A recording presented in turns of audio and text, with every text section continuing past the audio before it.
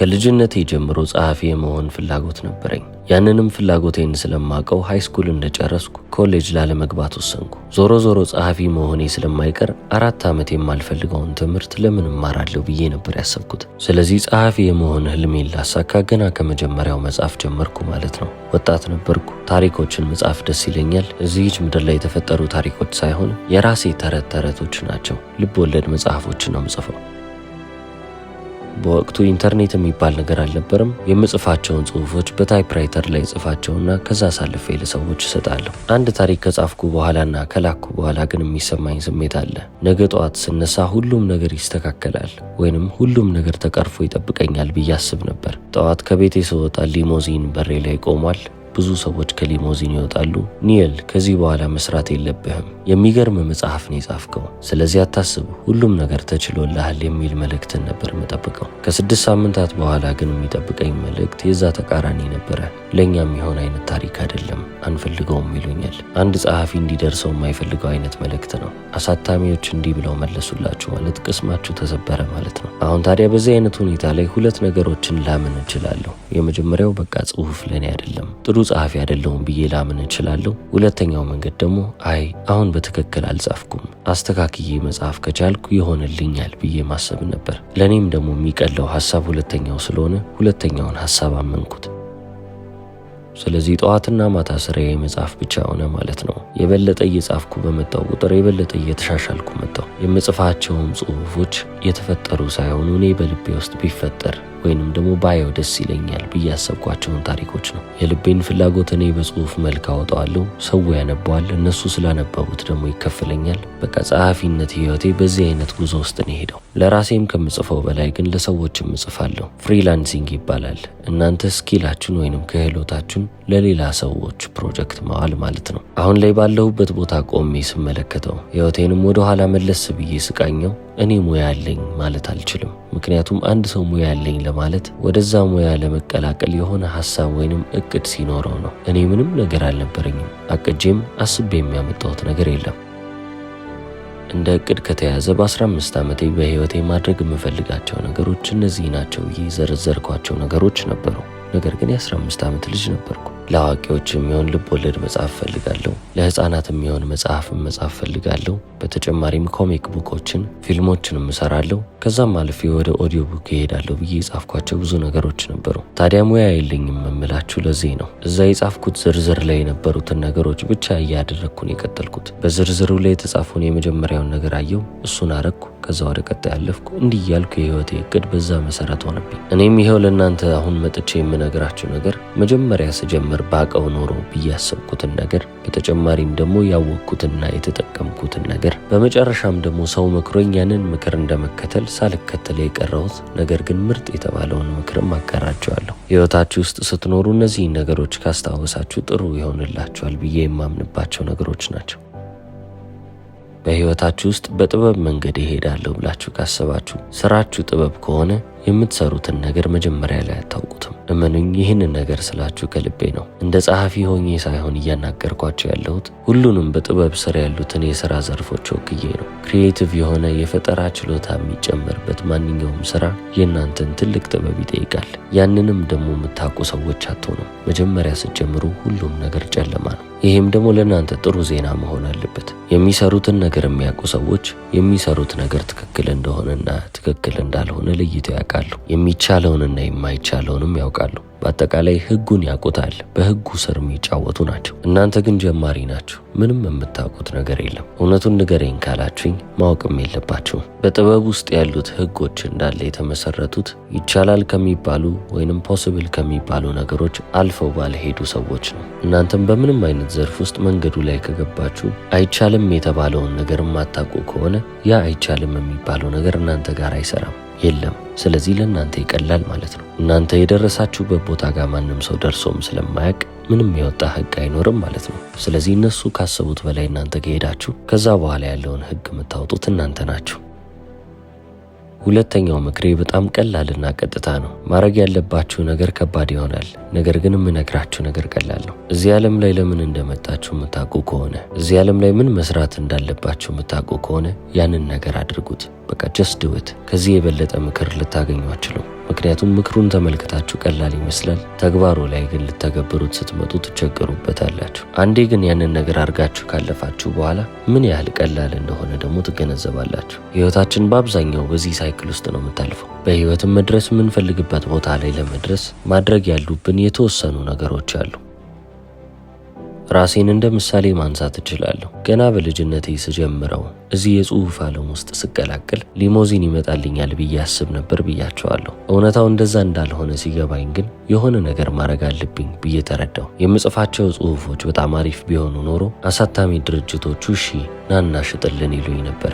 ነገር ግን አልሆነም። ያም ያልሆነው በትክክል እየጻፍኩ ስላልሆነ ነው ብዬ አስብኩ። ስለዚህ ጸሐፊ መሆን የምፈልገው፣ ልብ ወለድ መጻፍ፣ ኮሚክ ቡኮችን መጻፍ የምፈልገው ሰውዬ ጽሁፌን ለማስተካከል አጻጻፌን ለማወቅና የትኛውን መንገድ መውሰድ እንዳለብኝ ለመለየት ስል ያንን እንድለይ የሚያደርገኝ ስራ እንደሚያስፈልገኝ ገባኝ። ያ ስራ ጋዜጠኝነት ነበር። እኔም ጋዜጠኛ ሆኜ ያረፍኩት። ጋዜጠኛ ሆንኩ ስላችሁ ግን ብዙ ጊዜ እናንተ ልብ የምትሉትን አይነት ጋዜጠኛ አልነበርኩም። ጽሁፎችን የሚያስረክብ ጽሁፎችን የሚያሳትም አይነት ጋዜጠኛ ነው የሆንኩት። የተመደብኩበትም ስራ በዛ መስክ ነው። በተጨማሪም ጋዜጠኝነትን በጣም አሪፍ ስራ የሚያደርገው ነገር ጥያቄ መጠየቅ ይችላሉ። ማንም ሰው ለምን ጠየቃችሁ ሊላቸው አይችልም። የፈለግኩትን ጥያቄ ጠይቃለሁ። ዓለም እንዴት እንደምትሰራ ማወቅ እችላለሁ። ይህንን ሁሉ ነገር ሳደርግ ደግሞ መጽሐፍ ይኖርብኛል። ስለዚህ የጽሁፍ ክህሎቴንም እያሳደግኩ መጣው ማለት ነው።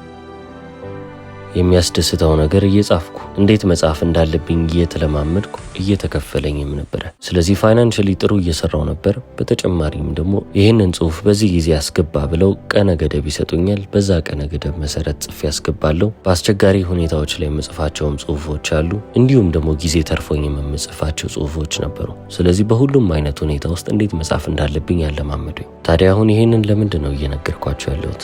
አንዳንድ ጊዜ በህይወታችሁ ማድረግ ያለባችሁን ነገር የምታደርጉበት መንገድ በጣም ግልጽ ይሆንላችኋል። ከልጅነት ጀምሮ ይህንን ነው ማድረግ የምፈልገው ብላችሁ አድጋችሁ የምርም ደግሞ ወደዛ መስመር የሚያስገባችሁ ነገር ታገኙ ይሆናል። አልፎ አልፎ ግን ያንን ነገር ለማግኘት ብላችሁ የምትሄዱበት ሌላ አቅጣጫ አለ። ያ የሄዳችሁበት ሌላ መዳረሻ ያንን ነገር የበለጠ እንድትሰሩት የሚያግዛችሁ መንገድ ይሆንላችኋል። ታዲያ በዚህ ሰዓት ላይ አእምሯችሁ ውስጥ የሚመጡ ነገሮች አሉ። ይህንን ነገር ግን በትክክል እያደረግኩ ነው? ትክክለኛውን ውሳኔ ወስኛለሁ? የምርስ ይሄ መንገድ ያዋጣኛል ወይ ብላችሁ ትጠይቃላችሁ። አንዳንዴ ያለኝ ይበቃኛል፣ በቃ ያንን ነገር መተው አለብኝ ብላችሁ አቅጣጫ ልትቀይሩ ትችላላችሁ። ባላችሁ ነገርም በቃ እዚህ ጋር ልቅር ብላችሁ ታስቡም ይሆናል። ኒዮ አንተ የትኛውን መንገድ ነው የወሰድከው? የትኛው ሰራለህ ካላችሁኝ እኔ መሆን የምፈልገውን ሰው እንደሆንኩ አድርጌ ሁሌም ቢሆን ኢማጅን አደርጋለሁ። በምናቤ የምመለከተው እሱ ነው። እኔ ደግሞ ከልጅነቴ ጀምሮ ጸሐፊ መሆንን ነበር ስመኝ የነበረው። ከጸሐፊዎች ውስጥም ደግሞ ልብ ወለድን የሚጽፍ ወይንም ደግሞ በእውነተኛ ታሪክ ላይ ያልተመሰረቱ ነገሮችን የሚጽፍ ጸሐፊ ነው መሆን እፈልገው። በዚህም መንገዴ ላይ ቃላቶቼ እኔን እንዲመግቡኝ እፈልጋለሁ። የምጽፋቸው ጽሁፎች ገንዘብ እንዲያመጡልኝ፣ እኔንም እንዲደግፉኝ። ስለዚህ መሆን የምፈልገውን ኢማጅን አደርጋለሁ፣ አስበዋለሁ ብያቸዋለሁ። ያንን ሐሳቤን ግብ ብዬ ያስኩትን ነገር እንደ ትልቅ ተራራ ያዋለሁ። ታዲያ ይህ ትልቅ የሚባል ተራራ ከኔ ራቅ ይላል። የኔ ብቸኛ ስራ ደግሞ ወደዛ ተራራ እየተጠጉ መሄድ ነው። ስለዚህ ሁሌም ቢሆን ወደዛ እየተጠጋው በሄድኩ ቁጥር እርምጃዎቼ ወደዛ ተራራ እስከወሰዱኝ ድረስ ሌላ ምንም ነገር አያሳስበኝም።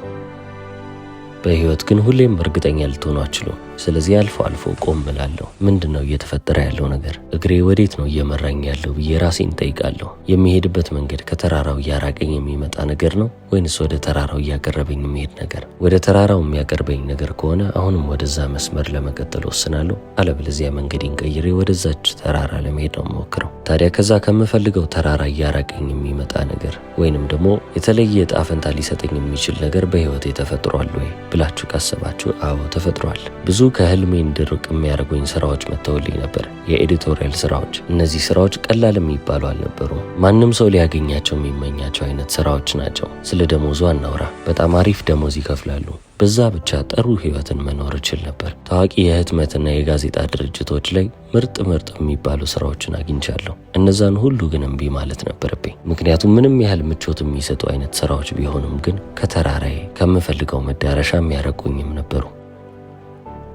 ምናልባት ግን እነዛ ስራዎች በጊዜ ቢመጡልኝ ኖረው መጀመሪያ በነበርኩበት ቦታ ላይ ሆኜ እነዚህን ስራ እድሎች ባገኝ እወስዳቸው ነበረ። ምክንያቱም አሁንም የዛን ጊዜ ከቆምኩበት ቦታ ወደ ተራራው ጠጋ የሚያደርጉኝ ስራዎች የሆኑ ነበረ። አንዴ ግን በጋዜጠኝነት ካለፍኩ በኋላ መጽሐፍ ከጀመርኩ በኋላ መስመር ከያዝኩ በኋላ እነዚህ ስራዎች መጡ። በወስዳቸው ኖሮ ጸሐፊ የመሆን ህልሜም አብሮ ይሄድ ነበረ። ጸሐፊ ለሆነ የቻልኩት ሁሌም ቢሆን ስለምጽፍ ነው። ጥሩ ጽሁፎችን እየጻፍኩ የመጣሁት በጣም መጥፎ ጽሁፎችን እየጻፍኩ ስላለፍኩ ነው። መጽሐፍቶችን መጻፍ የቻልኩት በመጽሐፍ ነው። መጽሐፍ የለመድኩት አሁንም ብዙ በመጽሐፍ ነው። ሁሌም ቢሆን መጽሐፍ ያስደስተኛል። ስለዚህ ቁጭ ብዬ የማረገው ነገር እሱን ነው። ነገር ግን ስራ እንዲሆንብኝ አልፈልግም። ጀብድ እንዲሆን አድቨንቸር እንዲሆን ነው የምፈልገው። ያንን ነገር ደስ ብሎኝ ጽፈዋለሁ። ቁጭ ብዬ ስጽፍ ግን ያ ነገር ወደ ስራነት ከተለወጠብኝ፣ ስራ ከሆነብኝ ወዲያውኑ ነው አቆመዋለሁ። የማደርገው ነገር ስራ ከሆነብኝ ያለኔ ትልቅ የስቶፕ ሳይን ምልክት ነው፣ አቁም ምልክት። ታዲያ ሁሌም ቢሆን ቁጭ ብዬ በጠረጴዛዬ ላይ ስጽፍ ደስተኛ ሆኜ የማደርገው ነገር ነው፣ እየተዝናናሁበት ነው። ይህም ማለት በአጠቃላይ ህይወቴ ስራ አይሆንብኝም፣ ሸክም አይሆንብኝም፣ ቀላል ነው። ህይወታችሁ ደግሞ ለእናንተ ጣፍጧችሁ ጠዋት ስትነሱ የሚያጓጓችሁ አይነት ህይወት ከሆነ ከዚህ በላይ ምን ትፈልጋላችሁ? በቃ ዋናው ነገር እኮ ሸክሙን ማስወገድ ነው። ያንንም የምታደርጉት ደግሞ ስራ ባለመስራት ነው። ስራ የሚባልን ነገር አስወግዱ። የምትሰሩት ምንም አይነት ስራ ለእናንተ ኢንጆይመንትን ሊያመጣላችሁ ይገባል። ልትዝናኑበት ነው እንጂ ልትጨነቁበት አይገባም። በሶስተኛ ደረጃ ስትጀምሩ በምንም አይነት የሥራ ዘርፍ ውስጥ ብትመደቡ ከውድቀት ጋር ልትላመዱ ይገባል። ፌሊየርን ጓደኛችሁ አድርጉት። ቲክ ስኪን ሊኖራችሁ ይገባል። ይህም ማለት ቆዳችሁ ጠንካራ መሆን አለበት። ምንም ነገርን ልትቀበሉ ዝግጁ መሆን አለባችሁ። ምክንያቱም እያንዳንዱ የምታስረክቡት ፕሮጀክት እናንተ የምትፈልጉትን ውጤት ይዞላችሁ አይመጣም። አሁን ለምሳሌ እኔ ያለሁበትም የሥራ ዘርፍ ወይንም የትኛውም የጥበብ ሥራ ለምሳሌ ሙዚቃም ይሆናል ወይንም ደግሞ ስዕል ልክ መልእክቶችን በትንሽዬ ጠርሙስ ውስጥ አስቀምጦ በረሃ ላይ እንደመልቀቅ ነው። እያንዳንዱ ስራችሁ አንዳንድ ብርጭቆን ሪፕሬዘንት ያደርጋል። ማንም ሰው በሌለበት ምድረ በዳ ላይ ያንን እየወረወራችሁ ታልፋላችሁ። የሆነ ቀን የሆነ ሰዓት የሆነ ሰው ይህንን ነገር ይመለከተዋል፣ ከዛም ምላሽ ሊሰጠኝ ይችላል ብላችሁ የምታስቧቸው ነገሮች ናቸው። ምናልባትም ከሰው የምታገኙት ነገር አመሰግናለሁ፣ የጻፍከው ነገር ጠቅሞኛል የሚል ነገር ይሆናል። አለበለዚያም ገንዘብ ይሆናል፣ ወይ ደግሞ ኮሚሽን ወይንም ደግሞ ይህንን ነገር አስተካክል የሚል መልእክት። ታዲያ ለእያንዳንዱ ጠርሙስ በጣም ብዙ ሺህ ሰዓታችሁን ልታባክኑ ትችላላችሁ። ብዙ ኤነርጂያችሁን ታውጡበትም ይሆናል። ነገር ግን አሁንም ምድረ በዳ ላይ ነው የምትለቁት። ማንም ሰው ሳያየውም ሊያልፈው ይችላል። ይህንን መልመድ ይኖርባቸዋል። መውደቅ ወይንም ፌሊየር ትልቅ የሚባል ችግር ይሆንባቸዋል። ተስፋ ማጣት፣ ተስፋ መቁረጥ፣ ነገሮች እንዲሳኩልኝ ይፈልጋለሁ ብላችሁ ስታስቡ ሁሉም ነገር ጥምም ሲልባችሁ እነዚህ ሁሉ ነገር የሚያጋጥሟችሁ ነገሮች ናቸው። ለመጀመሪያ ጊዜ የጻፍኩት መጽሐፍ ለገንዘብ ብቻ ብዬ የጻፍኩት መጽሐፍ ነበረ። ነገር ግን ያ መጽሐፍ አንዴ ከታተመ በኋላ ምንድነው ይዞልኝ የመጣው? እምፈልጋት ኤሌክትሪክ ታይፕራይተር ነበረች። በቃ እሷን የሚገዛ ገንዘብ ብቻ ነው ያገኘሁበት። ከዛ የተሻለ ነገር ማግኘት እችል ነበረ። ቤስትሰለር ሊሆን ይገባል፣ በዓለም ላይ በጣም የሚወደድ መጽሐፍ መሆን አለበት ብዬ አስቤ ነበረ። ያገኘሁት ነገር ግን በጣም ትንሽ የሚባል ነገር ሆነ። ታዲያ ያንን መጽሐፍ ጽፌ ከጨረስኩ በኋላ እጄ ላይ አንድ ታይፕራይተር አለች። ጥቂት ወራቶችን ደግሞ የቤት ኪራይ የምከፍልባት ገንዘብ ነበረችኝ። እሷን ያስኩና ከዚህ በኋላ መጽሐፍን ለገንዘብ ብዬ አልጽፍም ብዬ ወሰንኩ። ምክንያቱም ገንዘብ ለማግኘት ብቻ ብዬ የጻፍኩት መጽሐፍ ያሳተምኩት መጽሐፍ ከሆነ ያ ነገር ገንዘብ ካላመጣልኝ ምንም ነገር የለኝም። የዛ መጽሐፍ ኤክስፔክቴሽን ገንዘብ ብቻ ነበረ። ገንዘቡንም ካጣችሁት ደግሞ አጉል ልትሆኑ ነው። ነገር ግን ለፍቅሩ ብቻ ብዬ ብሰራ መጽሐፉን የጻፍኩትን ነገር ወድጀው የምኮራበትን አይነት ጽሑፍ ካስረከብኩና ካሳተምኩ ግን ገንዘቡ ቢመጣም ባይመጣም የምወደው ስራ አለ። የጻፍኩትን ተረት የጻፍኩትን ልብ ወለድ በደንብ አድርጌ ወደዋለሁ። የምኮራበትም ስራ ይሆነኛል። ስለዚህ ተርፌ ስራው ነው ማለት ነው። እንዲህ ብዬ ባስብም ግን አንዳንዴ አልፎ አልፎ ይህንን ህግ ረሳዋለሁ። ለራሴ ያወጣሁትን ህግ በረሳውበት ጊዜም እቺ ዓለም በጥፊ ብላ እኔን ታስተካክለኛለች። እነዛ ጥፊዎችም ያማሉ። ለምንድን ነው በዚህ መንገድ ላይ የተመለስከው አይነት ጥፊዎች ናቸው። ነገር ግን ማስታወሻዎቼም ስለሆኑ ደስ ይለኛል። ወደ ዋናው መንገድ ይገባና ስራዬን ለስራው ብቻ ብዬ እሰራለሁ። ይሄ ነገር እኔ ጋር ብቻ የሚሆን ነገር ሊሆን ይችላል። ነገር ግን ለገንዘብ ብቻ ብዬ የሰራሁት ማንኛውም ነገር ለእኔ አዋጥቶኝ አያውቅም። በቀኑ መጨረሻም ነገሩን ስመለከተው የሰራሁትን ነገር ሳይ እንኳንም ማረኩት የምልበት ምንም አይነት ስራ አላገኘሁ። ቆምጠጥ ያሉ የህይወት ተሞክሮችን ብቻ ነው ያተረፍኩበት። ቢያንስ ለገንዘቡ እንኳን ብዬ ገንዘቡን ባገኝ እኮ ጥሩ ነገር ነው። ገንዘቡን ብዬ እንኳን ሰርቼ ገንዘቡም አይመጣም። በተቃራኒው ግን ኢማጂኔሽን ውስጥ ያሉትን ነገሮች እዚች ምድር ላይ ባያቸው እንዲህ አይነት ነገሮች ቢሆኑ ቢከሰቱ ብዬ የማስባቸው በጣም ትላልቅ የሚባሉ በልቤ ውስጥ ያሉ የልብ ወለድ ታሪኮችን ስጽፍ ግን ሁሌም ቢሆን ስኬታማ ነው። ሁሌም ቢሆን ገንዘብ አገኝበታለሁ። ሁሌም ቢሆን የሆነ ነገር ይዞልኝ ይመጣል። ገንዘቡን ሳትፈልጉት ስትቀሩና ሐሳባችሁ ሌላ ነገር ላይ ሲሆን ገንዘቡ እጥፍ ድርብ ሆኖ እዚህ ጋር ደግሞ ይመጣል። ምስክር ሆኜ ልናገር እችላለሁ። ብዙ ሺህ ጊዜም ልናገረው እችላለሁ። ለገንዘቡ ሳይሆን ያንን ነገር ወድጀው ልቤ ፈልጎት ለዛ ነገር ካለኝ ጥብቅ ፍላጎት የተነሳ ወደ ጽሑፍነቴ የለወጥኩት ማንኛውም ነገር ለእኔ ስኬታማ ሳይሆንልኝ ቀርቶ አያውቅም። እያንዳንዱ ጽሑፌ አሁን ላይ በጣም ዓለም ላይ ታወቁ የሚባሉት መጽሐፎቼ ራሱ በዚህ መንገድ ነው የመጡት። እነዚህን መጽሐፎች እየጻፍኩ ባሳለፍኩባቸው ጊዜያቶች ምንም ቅር አልተሰኘውም፣ የቆጨኝም ነገር አልነበረም። በመጨረሻም አንድ ነገር እተውላችኋለሁ ብዬ ነበረ። በሕይወቴ የተቀበልኩት በጣም ምርጥ የሚባል ምክር፣ ነገር ግን በሕይወቴ ያልተገበርኩት ነው። ስለዚህ ምናልባት እናንተ ደግሞ ይህንን ከኔ ወስዳችሁ ትተገብሩት ይሆናል። ምክሩም በጣም ቀላል ነው። ኢንጆይ፣ ዘና በሉ። የምርም መኖር የምትጀምሩት ኢንጆይ ስታደርጉ ነው። የሆነ ስኬት ይመጣላችኋል። ያንን ስኬት ሳታጣጥሙ ሌላ ነገር ማድረግ አለብኝ ብላችሁ ለቀጣዩ ነገር እያሰባችሁ ሕይወታችሁን ታባክናላችሁ። እኔ በሕይወቴ ያረኩት ነገር እሱ ነው። አሁን በቅርቡ ነው መኖር የጀመርኩት። መኖር በቻላችሁበት ሰዓት በደንብ ኖሩ፣ በደንብ ኢንጆይ አድርጉ፣ አጣጥሙት። ሁሌ ሩጫው ይቅር። የ64 ዓመቱ ብሪቲሽ ጸሐፊ ኒል ጋይመን። እስከ መጨረሻው ስለተከታተላችሁኝ አመሰግናለሁ። ቻው።